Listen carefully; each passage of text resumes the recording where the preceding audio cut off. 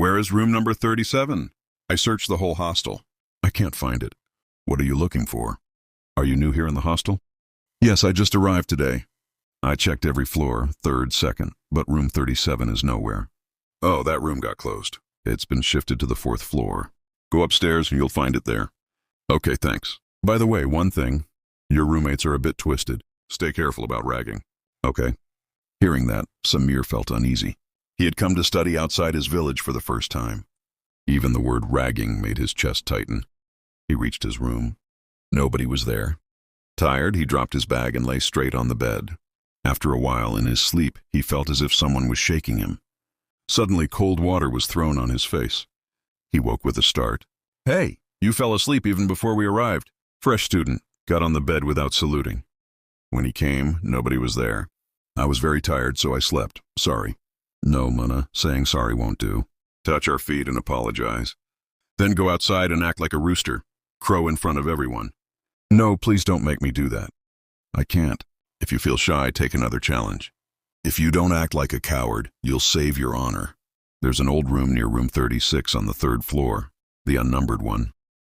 That's the old room 37. They say a boy committed suicide there.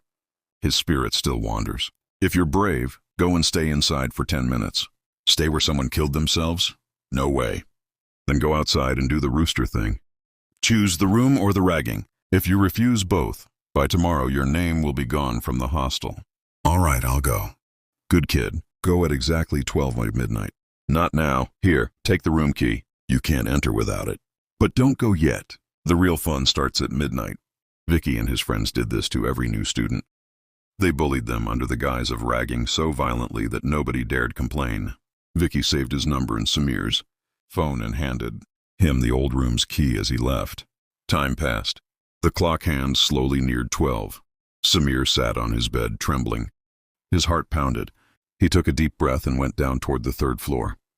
As he came down the stairs, Vikky began a video call on his phone. Against his better judgment, Samir answered. What are you doing? Move forward. Go to the door and open the lock. I'm coming. Samir turned on the back camera of his phone and moved slowly, stopping in front of the old room 37. He put the key in the lock. The metal rattled through the corridor. When the door opened, a stench of rot hit him. He switched on his phone torch, hands shaking. The video call suddenly cut off. The video cut. I'll call again, otherwise they'll say, I cut it on purpose and rag. Me! He tried to call back, but the call wouldn't connect. Then he felt movement in the room, like someone stepping softly toward him. Who's there? He asked. The footsteps stopped. He thought maybe he imagined it. Then the window slammed open with a loud bang.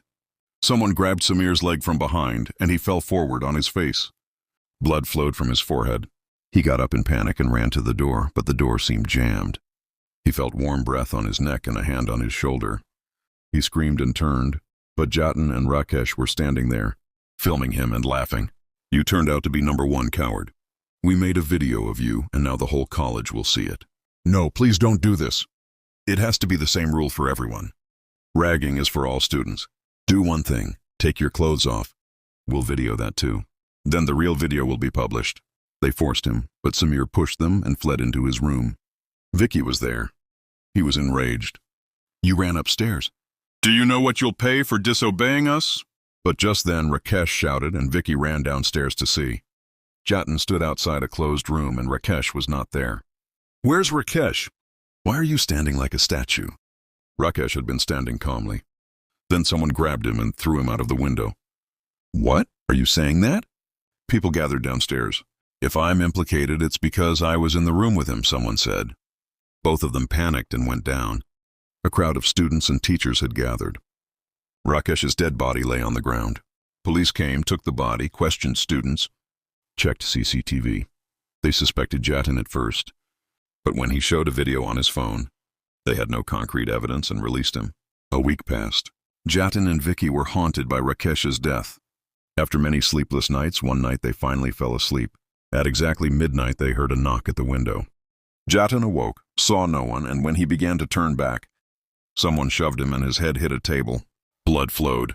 A terrible shadow stood before him and advanced. Jatin could not even cry out. The shadow lifted him, hurled him against the wall with such force that the wall shook. Vikky and Samir awake. Samir switched on the light to see Jatin on the floor, the wall smeared with his blood. They ran to him. "What happened?" "I know you did this, Samir. If anything happens to Jatin, I won't spare you." Vikky lifted Jatin and took him to the hospital. The doctor stitched his forehead, but the stitches came undone as if pulled out intentionally. Jatin screamed in agony, then suddenly rose into the air and crashed to the ground, dead. Nobody could believe how this had happened. Vikky was shattered. In a week he had lost 2 friends in mysterious ways. A few days later, Vikky sat in the hostel room. Samir entered and Vikky lunged at him. "I know you did this. Tell me, you bastard. You did it, right? Since you came here, this has happened. I won't spare you. I'll kill you." Vikky tried to choke Samir, but when Vikky saw Samir's expression, his anger froze. Samir wore a horrible smile and blood dripped from his eyes. Terrified, Vikky let go and backed off. "This is just the beginning. Your death is next. I won't rest until I kill you." "What revenge? Have you lost your mind? What are you talking about? Remember September 11th night, what you did?" As soon as Samir said September 11th, Vikky had a flashback. "Please stop bothering me.